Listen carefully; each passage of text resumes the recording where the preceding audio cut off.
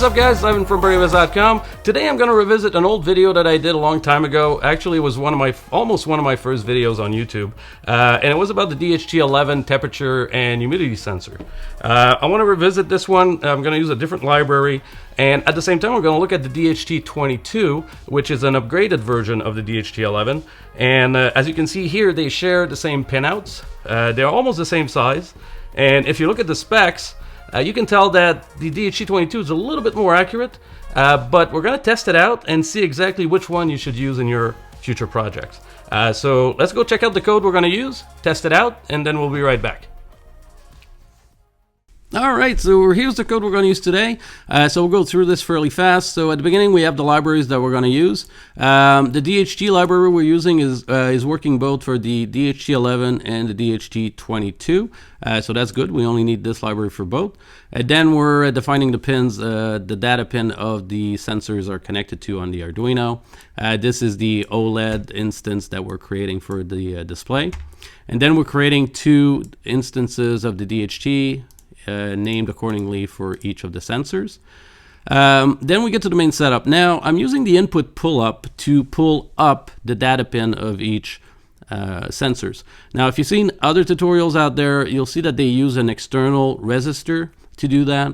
And in our case, and in most cases, if your Arduino is very close to the DHT11 or 22, then you can use the input pull up resistors of the Arduino. So you don't need to get an external one. Now, the case where you would need an external resistor is because the DHTs are far away from your Arduino. So at that point, the input pull-up resistors of the Arduino are too high, because if you remember, I did a tutorial on this, and the internal resistors are about a value of 30K to 50K. And that would be too high, and the data signal of the sensor would not be able to get through that length of wire back to the Arduino. It would be too weak. So at that point, you would not use the input pull-up, and you would put an external resistor, maybe a 5K one, or maybe a 10K one, so the signal is high enough to actually go through all that length of wire. But in our case, in most cases, you can use input pull-up, so you don't need to connect an external resistor. Then you can rotate the screen 180 degrees depending on your orientation. If you need to do that, you just uncomment this. The font that we're using for the display, this font is very small, so I can put a lot of stuff on the display. We'll see that. And then we get to the main loop. So we check with variables, DHT11 check, DHT22 check is equal to a read of each sensor. And if it's valid, then it would give us a 0. It's valid when it's equal to 0. So we'll read the actual sensor when both values are at 0, meaning both of the sensors are okay to read and the checksum is good. So once that is correct, then we go into here. We display the information, as we can see here, by doing DHT11 humidity, DHT22 temperature, set the position that we want to write on the display, and so on and so on. And we put a delay of 3000.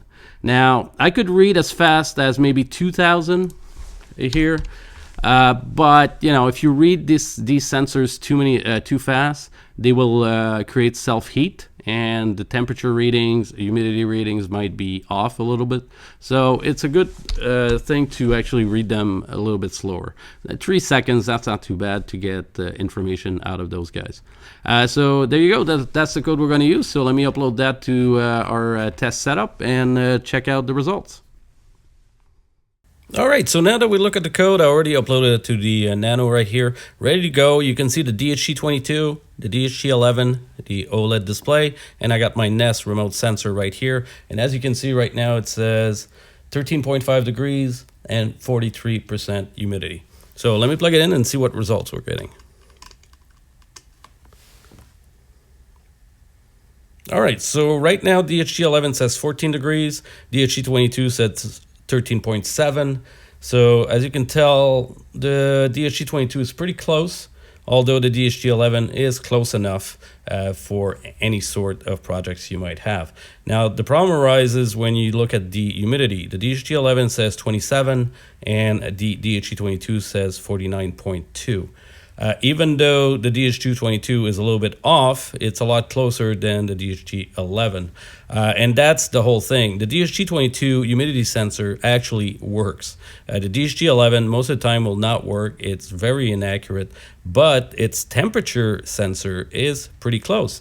So depending on your project, if you don't need to read humidity, the DHT11 will work fine, and it is cheaper. The DHT22 is a little bit more pricey, but if you need humidity, then that's the way to go. So as you can see, depending on your project, DHT11 might work. DHT22 is better, a little bit more accurate on the temperature, but it does have a humidity sensor that actually works. So there you go, guys. That might help you make a decision in your next project.